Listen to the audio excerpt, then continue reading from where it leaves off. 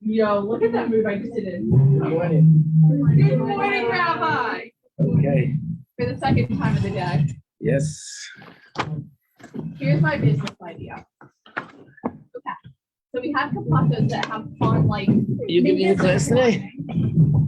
Well, I think we should get black hats with like a fun silk lining, so when you take your hat off, it's like boom, silk lining. And silk lining is very good for your hair also. I'll take that as a yes. And then a dollhouse shaped like 770 full.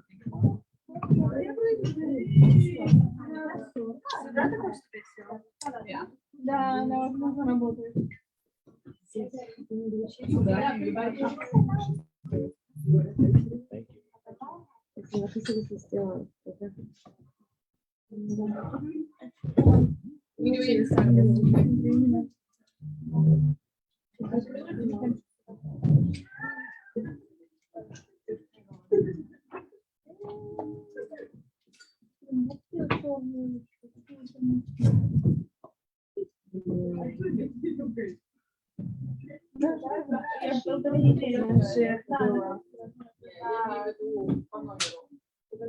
Level 1. Это на какие вот нам вторую выдавали? Да, это твоя, это та. Да, у меня просто не так.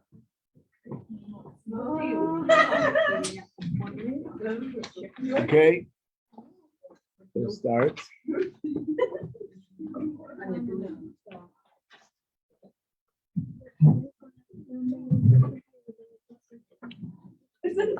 So we're on page 250, 251.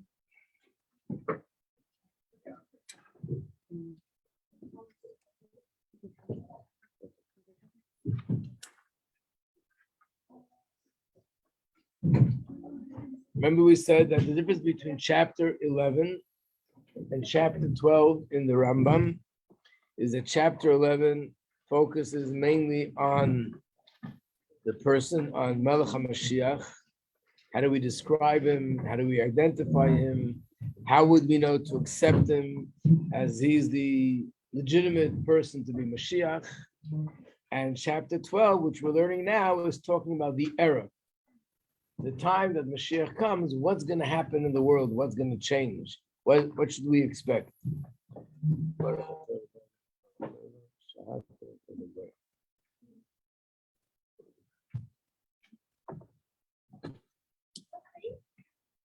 Page on top it says 2.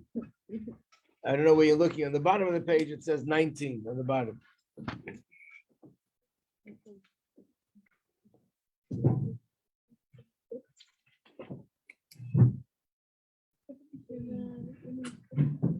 So now the Rambam describes what the world will look like. So we're doing Hey, number 5. Page number 19 and paragraph 5.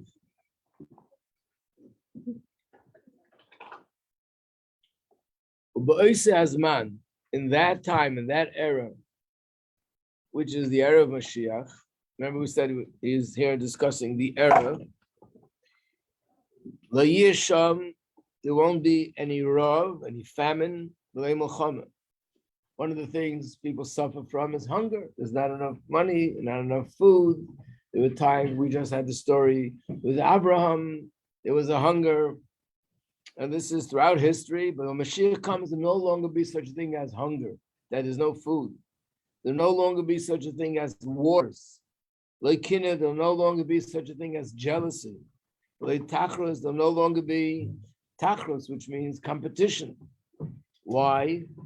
Because there will be so much good in the world, an abundance of good, and there's nothing to be jealous of, and there's nothing to be competition of. Everybody will have everything that they want and everything that they need.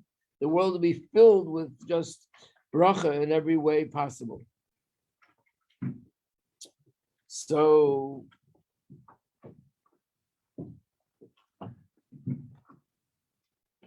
let's turn to page 20. Chala Madanim, all the pleasure of this world, the Tsuyin Kafra will be like earth or dust. Yeah, I think I do. Yeah.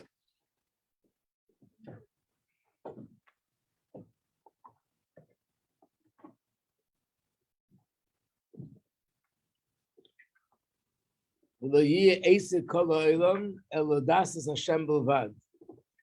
whole world will be occupied only with knowing Hashem, because everything else will be there, and there won't be any desire, any drive for anything else except for spiritual pursuits.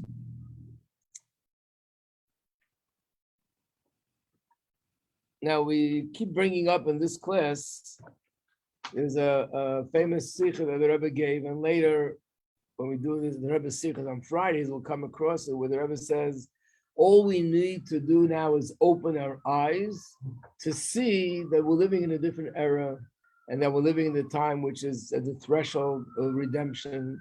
And all we need, if we open our eyes, we'll see it. And not only we'll see it, but if we open our eyes and see it, that'll also hasten Mashiach's coming. So we're always looking at what's going on out there in the world, what people are saying, what people are thinking, what are the things that are happening. And the more we look around, we see how the world today is very different than what it used to be. I prepared some things to bring with me. Like I said, I left it on my desk, so I'll just tell it to you. I don't think you'll be able to find it because it's going to be hard to describe where it is. Thank you for offering. Maybe I'll bring it up with me on Friday. But there's two things I wanted to point out. First of all, generally speaking, if you listen to the news, the world is like falling apart, especially now after COVID, the world is falling apart. There are many books that were written, and it came actually from this class when I spoke about the subject. Someone sent me a book, and they sent me a whole list of books that are all on the same line. And what is it about? These are books that are people who took, did the research and have actually graphs of how the world is today and what it was like, let's say 100, 200 years ago, in almost every area of life, a long list. I made a copy just of the titles, whether it's in health, in children dying in unfortunately in childbirth, mothers dying in childbirth, how many people died from wars, terrorism, every single subject you touch, the numbers today are beyond anything near what the numbers were just a few years ago. But it's a long, long list. So generally speaking, the world is moving towards becoming a much better place than it ever was. People are living longer. People are literally living longer than what was life expectancy in those days and what is it today? The age, you can't compare it. And that's because so many areas and so many diseases today, we don't have what we used to have. And we have, Baruch Hashem, ways in medicine to cure, to heal, and so on. And I just wish I would have that list because you'll see the details. So in a sense, what the Rambam is writing is when Mashiach will come physically, we won't have any famine, we won't have any wars, we won't have any health issues, all these things, and we're already seeing this happening. Now, what about these words, that the whole world will be filled with knowledge of Hashem? So I don't want to use this class to learn some words from Bill Gates, but this is an article that I'd really like you to see, and I'm going to make copies of it. So everyone knows who Bill Gates is, and he's talking about the future with all the new technology coming out. And he has an article where he says that slowly but surely people will be using robots for everything and anything. And with artificial intelligence, the robots will be doing much more complicated things than they're doing today. And they'll figure things out. And he goes on explaining how it'll be amazing. But then he says like this, people will be in a place where they're going to have to look for other things to do because everything is being taken care of by the artificial intelligence. And what does he think? Probably they'll be busy with more spiritual pursuits because everything else is already taken care of through the artificial intelligence. So here you have a person who's he's money, He represents money. He represents the physical world, not the Torah world or the spiritual world. But he's saying just from looking at the way the world is progressing technologically, it's leading us to a place where people will come to a point where they have nothing, they'll have no interest in everything else. It's all taken care of. And they're going to be looking for more spiritual things to be occupied with, because that's the only thing that'll be left. Which means Hashem is showing us that even people in the secular world, in the world of science, which is actually the world which is the opposite of Torah, because everything has to be explained scientific, no belief, nothing higher than science. Science is saying the world is coming to a place where people are going to be looking soon to engage in more spiritual pursuits than ever before. So basically, this is what the Rambam says. If you look at the footnotes here, when it says the whole world will be busy with knowing Hashem, the whole world doesn't mean only Yidden. All the nations of the world will be busy, will be occupied with pursuing the knowledge of Hashem. And therefore, the Yidden, the Jewish people, will be great sages. They'll know hidden matters, attaining knowledge of their Creator to the full extent of human potential. In other words, right now, there's so many things about Hashem which are hidden from us.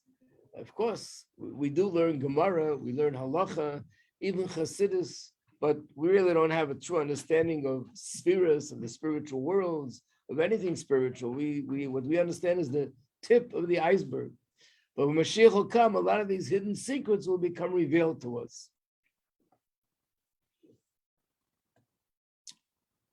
So there's an interesting question I'd like to ask you, and that is, I don't think we talked about this before. If all the hidden secrets become revealed and we'll actually experience them openly, that would mean that a very important part of Yiddishkeit, one of the most important parts of Yiddishkeit, will be sort of no longer effective, no longer part of our Yiddishkeit. What am I referring to? Emunah. Emunah is the basis of all Judaism. A belief in Hashem is the basis, that's the trunk, that's the root for everything. And when Mashiach comes, it will no longer be Emunah. Everything will be, all the hidden secrets will be revealed. It's okay, but it just seems, something doesn't seem right, that it's something so basic to Judaism should no longer be relevant. Any suggestions?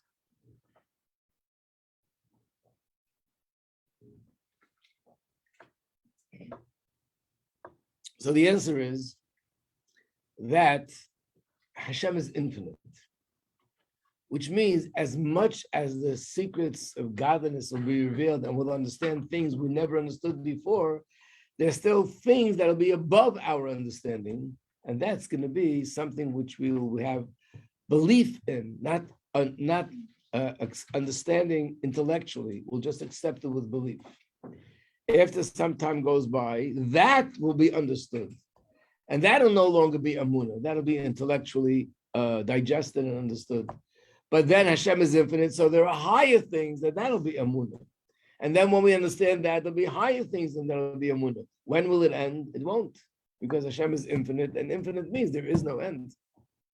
So there'll always be something about Hashem that's going to be beyond our comprehension, beyond our understanding. And that's where the Amunah will be applied.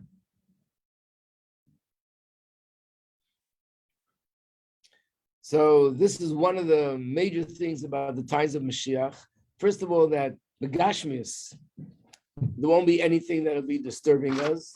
There won't be anything that'll be in the way, because we'll be healthy, we'll be happy, we'll have what we need. People will have food, they'll have a home. Nobody will be lacking in any way in their Gashmius needs. And therefore, they'll be able to dedicate themselves totally and completely to all the things that are spiritual. There's one more, with this, we actually finished the Rambam. This is the end of all 14 volumes of the Rambam, where it says that the world will be filled with the knowledge of Hashem, just like the sea fills the ocean bed. The whole ocean is filled with water. That's how the world will be filled with knowledge of Hashem. Actually, in many places, water is something which represents wisdom or knowledge. So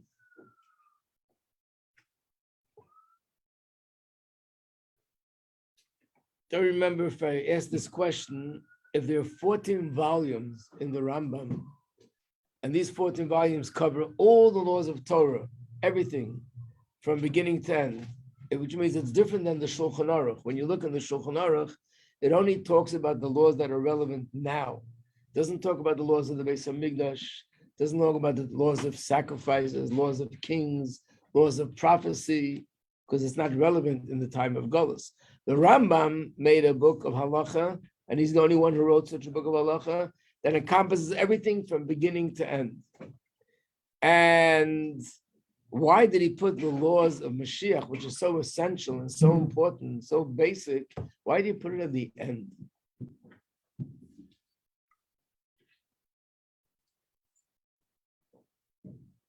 It should have been one of the first things. In fact, they're the first laws in the Rambam are called the foundations of Torah.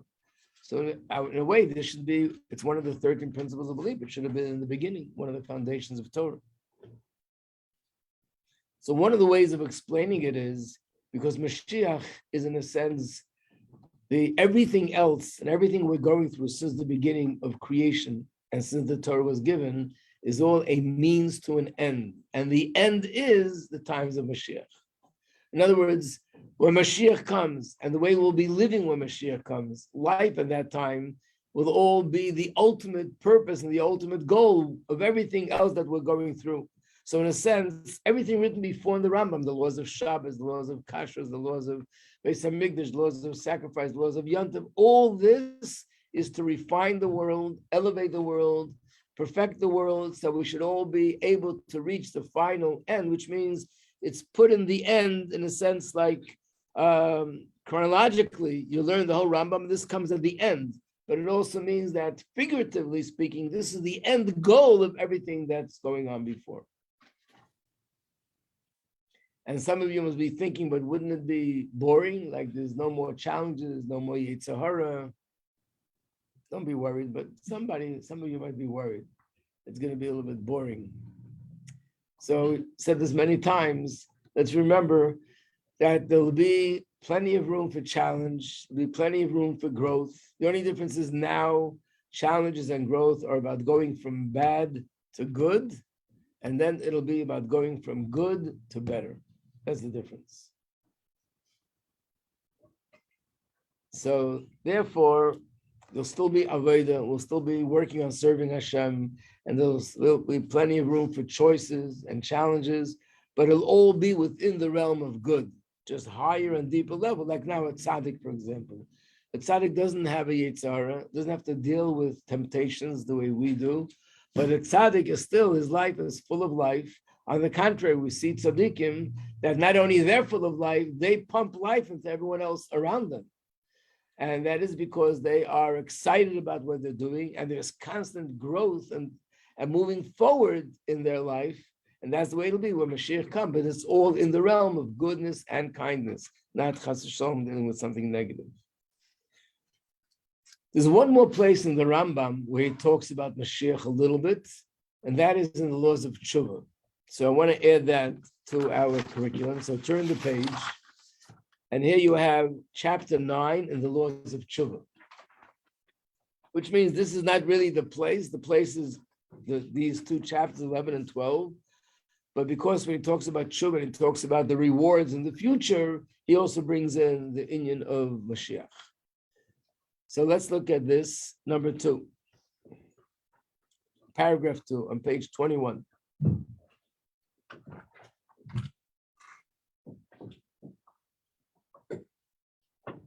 Prior to this, he talks about the great reward that'll be when Mashiach comes. That'll be a beautiful world, both physically and also spiritually. Number 2, for this reason, all of Israel, their prophets and their sages have always yearned for Mashiach, so they can rest from the oppression of the Gentile kingdom, who did not allow them to occupy themselves with Torah and mitzvahs properly. There was always disturbances and were being oppressed, and all sorts of decrees, and all the time we were being denied certain privileges, and whether they themselves or their community was suffering. So you couldn't really dedicate themselves totally and completely to Torah study, they will find rest and increase their knowledge. Look at the next word, in order to merit the world to come.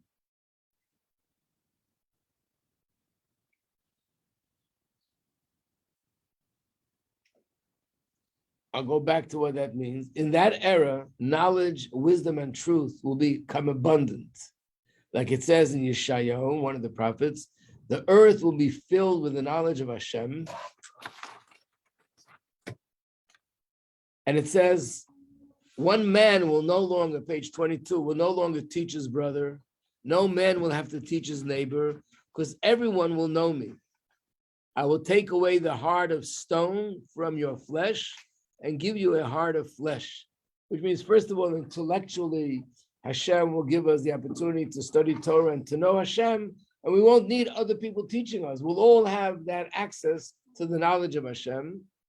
And on an emotional level, we'll all be filled with love for Hashem and the proper feelings, because right now a person might have a heart of stone. It's a figurative way of saying a heart that's not really moved spiritually.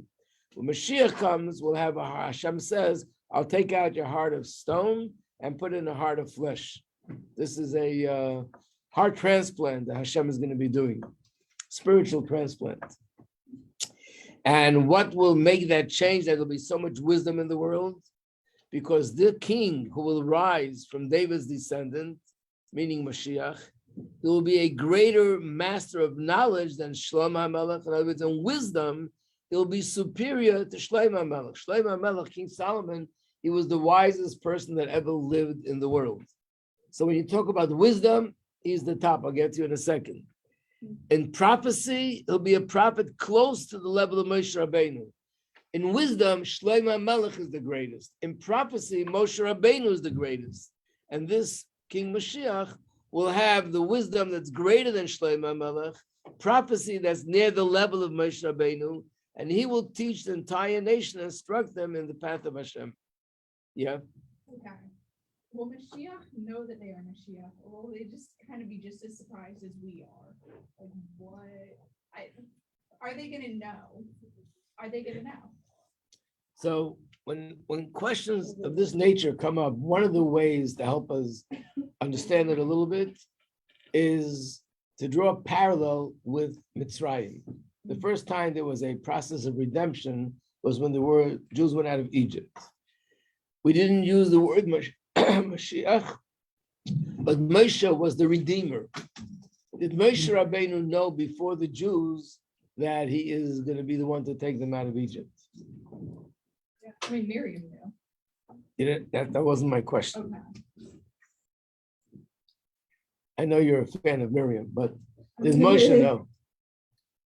No. So the answer is yes. It says in Chumash that Moshe was by a burning bush. Hashem appeared to him, and he said, I'm giving you a mission that you should take the Jewish people out of Mitzrayim. And Hashem appointed him and charged him with this mission. And then later he went to the Jewish people, he went to Paro, and that's when everything began.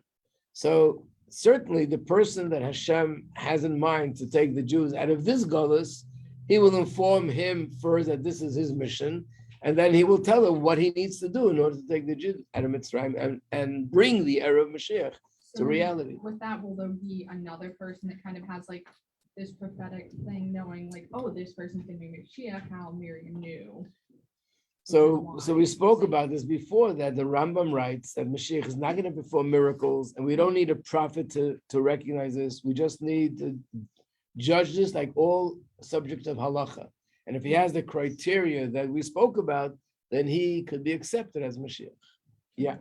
I have a question. Yeah. That Hashem is preparing the work for Mashiach, and like when he decides Mashiach will come, in the sense Mashiach, that it's coming through a human being like that has freedom of choice. So like, how does that work? Like when Hashem decides, Mashiach comes, but also the person has to reveal himself. Right. So what's the question? Without his freedom of choice. Or I mean, does he have the freedom to do what Hashem said, or maybe not to listen to Hashem? Obviously, if he's a human being, then he has to have freedom of choice. But generally speaking, Mashiach is going to be a tzaddik, which is described in Tanya as a tzaddik gomer, a complete tzaddik, not an ordinary tzaddik. That's why he has this position. A tzaddik gomer, when you come to Tanya chapter 10, you learn that's a person that no longer even has a Yetzer Hara. Everyone is born with the Yetzer Hara, but the tzaddik gomer is a person that he already conquered it, eliminated it, and he only has godly soul, and his animal soul is no longer, so there's nothing in him that's going to make him choose to do something negative. And it's not that he doesn't have free choice. He had free choice. With his free choice, he worked so hard until he eliminated his animal soul. He killed his Yetzer Hara, so to speak. Like that's what it says about David HaMelech in the first chapter of Tanya. The Gemara says that David HaMelech had no Yetzer Hara. And the Rambam, when he talks about people that are prophets or leaders, he also says that a prophet, a very holy person, is a person that he has no longer any desire to do anything that's negative. So he'll always make the right choices. And not only will this affect the Jewish people, but all the Gentile nations will come to hear him. Like it says in Yeshayahu, it shall come to pass in the last days that the mountain of Hashem shall be established, Hashem's house, that's the mountain of the Beis HaMikdash, at the peak of the mountains, and all the nations shall flow to it, which means they'll all come to Eretz Yisrael and to Yerushalayim. And keep going. Nevertheless, the ultimate of all reward and the final good, which will have no end or decrease, is the life and the world to come. After everything he just said, then he says, but the real reward will be in the world to come. By contrast, the messianic age is life on this world, with the world following its natural order, except that sovereignty will return to Israel. And let's do one more page. Our sages have already said, the previous generation, there is no difference between the present time and messianic era, except that we're not going to be subjugated to the Gentile kingdom. So this touches on a very big debate amongst, if you look in the Rambam, and that's why I told you to pay attention to those words, the Rambam writes, Mashiach will come, people will be no disturbances, because everyone will be healthy, no one will be hungry, no one will have poverty, there won't be any wars, people will be able to dedicate themselves totally and completely to Torah study, so they can merit the world to come. But this is the world to come. This is the future. Why are we saying they're going to merit the world to come? So here's the issue. There are two opinions, and there's the Rambam, and there's also the opinion of Ramban. There are two sages, their names sound very similar. Both of their names were Moshe, Rabbeinu Moshe. One was Rabbeinu Moshe, the son of Maimonides, and the other one is called Rabbeinu Moshe, the son of Nachmanides. So when people say the word, it's hard to recognize, are you talking about one or the other? So in Jewish tradition, when people say the two names, they pronounce them differently. Rambam, you put the emphasis on the first half of the word, Rambam. When you say Ramban, you put the emphasis on the second half of the word. So we know who we're talking about. So the Rambam, his opinion is that everything we described here will only last for a period of time, a few hundred years, let's say. There'll be no wars, no famine, everyone will be healthy, everyone will live long, there'll be no sickness, there'll be no death. Wonderful, wonderful, great world. But that'll last for a certain period of time. After that, the souls will leave the body, and then they'll receive the ultimate reward as a soul without a body. Ramban and all the sages of Kabbalah agree with the Ramban, and that is that when Mashiach comes, the dead will come back to life, and that time period will be forever. The ultimate reward will not be the soul without a body, the ultimate reward will be the soul in a body forever. I know you're trying to figure out how long is forever, but forever is forever, and people that are limited can't imagine or picture or even think of what the word eternal or forever means. But this is the difference of opinion. Whether the ultimate reward will be the soul outside of a body, or the ultimate reward will be the soul in a body. Yeah. What?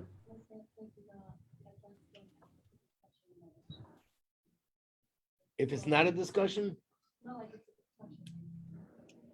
well, there are two opinions, and we, meaning we, those who follow Hasidus, Kabbalah, follow the opinion of the Ramban. I'll try to explain it a little bit. And then there are others that will say, we'll wait to see what happens when it happens. Yeah.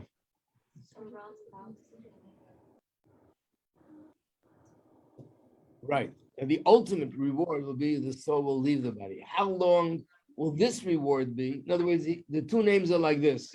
One is called Yemoisa Mashiach, means the era of Mashiach. The era of Mashiach will be a world where you won't see anything necessarily supernatural. It'll be a natural world with everything except without all the negative things going on. And people will be occupied with the study of Torah. And all that will be in preparation. They should have more reward when the soul will leave the body. That's Rambam, yeah. I'll do some exercise. Rambam. Yeah. Okay. So we're fans of reincarnation. So say I'm on like the 14th time my soul's in this world. When Mashiach comes, which Malk is coming back? Like which physical body of Malk is going to be? Or is there going to be 14 different versions of me walking around, one in the world? Does anyone remember the answer to that question? Because it came up in one of the first classes. Nation is like a certain.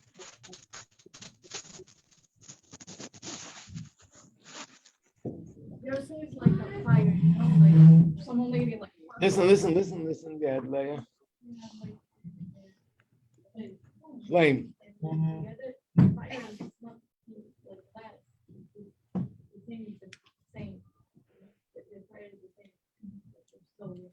What she's saying is when you take a candle and you light another candle, you have two flames. The original flame didn't become smaller or less. You have two flames. The second flame originated from the first flame. What if you light 3 candles, 4 candles, or 14 candles? They can all exist together at the same time. All the 13 come from number 1. Now, each one has their own personality. There is a certain connection because they all come from the same original soul, yes. But they're all going to be individuals with their own personality, their own life. And you and all these other 13 other souls that you're connected to will probably have some connection, but each one is separate. So basically, the those that go into Kabbalah explain that even though on the surface, the Rambam's opinion seems to make more sense logically. Why? Because if a soul is in the body, it's going to be more limited. The body restricts it. The body is constricting, and therefore the soul can't really experience things full capacity because the body doesn't allow it to. Like we know the stories of great tzaddikim that they had such love for Hashem that was so strong, they passed out, they died. Why? Because the body can't handle it. And we also know that when a prophet would receive a prophecy, the Navi would have to be in an unconscious state. He couldn't be standing on his feet. He would be laying down, unconscious, and he would receive it like Yaakov in the dream. He was dreaming, but what was he doing officially? He was sleeping. In his sleep, he saw prophetic vision. There's only one prophet that was able to receive prophetic visions while he was awake, fully conscious, and just being his regular self, and that was Moshe Rabbeinu. All other prophets received prophecy, and they had to be in a like someone once said, if you look in the Rambam describing prophecy, you would see a Navi, you would think he's having some sort of an attack, some sort of because his body he'd be on the floor, his body would be shaking, his eyes would roll back, but really what's happening was he was receiving a prophetic vision. Why did this have to happen to the body? Because the body can't handle something so spiritual, it's too intense. So it makes sense to say that when Mashiach comes, yes, we'll be understanding the deep things, we'll be experiencing greatness, great pleasure, but it has to be limited because of the body. So the ultimate reward makes sense will be once the soul leaves the body, it's no longer limited. Now the soul will be able to experience true pleasure full capacity without anything interfering. Yeah. So in the pressure when Jacob and Benjamin are like crying at like they didn't see it right then. They like saw it before. I mean the vision of the Beis Hamikdash? Like when they were hugging each other and crying, like I think they saw it then. they weren't like seizing then. Oh, so very good question. Very good question. You're saying maybe they saw it before in a prophetic vision, and now they're connected. They weren't like laying down. Interesting point, right? Point. Also, it could be the answer to that is that there are different like for example, when people would come to all sorts of tzaddikim and speak to them, and they would tell them this or that based on what they saw in the future. It was similar to prophecy, but not on the same level. That's called Ruach HaKodesh. And even, so I guess prophecy in the full sense of the word has to be this way. But a more of a spiritual, I guess, perception of things, to see things in a spiritual way can also be done while the person's awake, but it's not prophecy in the full sense of prophecy. So then why does Kabbalah, I would think Kabbalah would be the first one to agree with the Rambam, because Kabbalah is so much into spirituality. So Kabbalah should also say, yes, the real, true, ultimate reward is without the body. So the answer is because Dafka in Kabbalah, we learn and we understand that this physical world and the physical body and everything we experience here physically, in terms of its real true source, is greater and higher than anything spiritual. Now, just to relate to this a little bit, to get an idea, let's think of it this way. When Mashiach comes, everyone agrees there'll be Tchias HaMesim, right? The dead will come back to life. That means people who passed away 1,000 years ago, and what about tzaddikim that passed away 1,000 years ago, 2,000 years ago, 3,000 years ago? Where are they all these years? They're in Gan Eden, And what are they doing there? They're rising higher and higher. They're studying Torah. They're learning about Hashem. They're understanding the infinite depth of Hashem. What are they coming back for? If everything over there is so much greater and higher, why in the world would they come back down to the physical earth? To do mitzvahs. Right, but how could you compare that to what they're experiencing there in the spiritual realm? So it must be that doing mitzvahs in this physical world and embracing Hashem through doing a mitzvah, it has something about it that's infinitely greater than thousands of years of spiritual pleasure in that world, clearly. So in Kabbalah, it says that even forever, there's always going to be an advantage. The Rambam must agree to that too, because the Rambam says that also knows that people will come back to life. And these are people that their souls have reached the highest heights. We can't even imagine how high their souls ascended in the spiritual realm. And yet they're going to come down to be here in this world. Must be that there's something about connecting to Hashem in the physical world that's infinitely greater than what they can connect to in the spiritual world. So therefore, the Rambam says yes, but only to a certain extent. And Kabbalah says, no, that advantage is forever. But this is, when you learn more Hasidus, we can explain more, what is it about the physical world that offers something greater and infinitely greater than anything you can really get in the spiritual world. But that's why the Rambam writes that there's the time which is called the era of Mashiach. To a certain extent, we are already in that era of Mashiach. Why? Because we're living in a world where there's no oppression.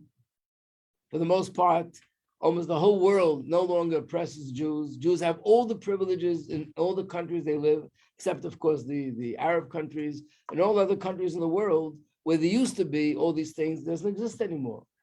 And in generally speaking, we don't have that situation as where there's no hunger, but in general, we're getting closer to that place. So therefore, we're already sort of entering that era, which would be called Yemei Mashiach. There are no miracles that we're talking about, that you see something supernatural, the dead didn't come back to life. We still don't have the Beis Hamikdash, but we're already not going through a lot of the things that we went through the past in the time of Geulah. And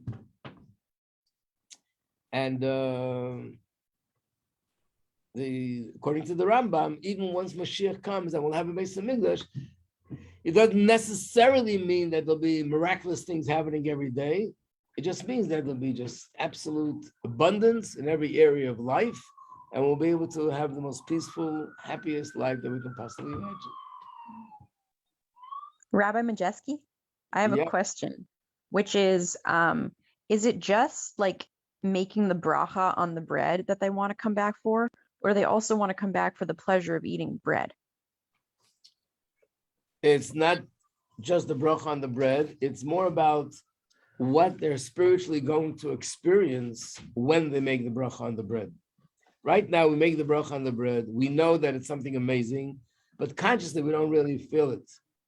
Then we'll all be able to experience what we're accomplishing spiritually through tefillin, through mezuzah, through eating, making bracha on the bread. And that, what we're going to experience, that embracing Hashem in this way, we will feel that it is infinitely greater than anything the neshama experience when it's in a spiritual realm.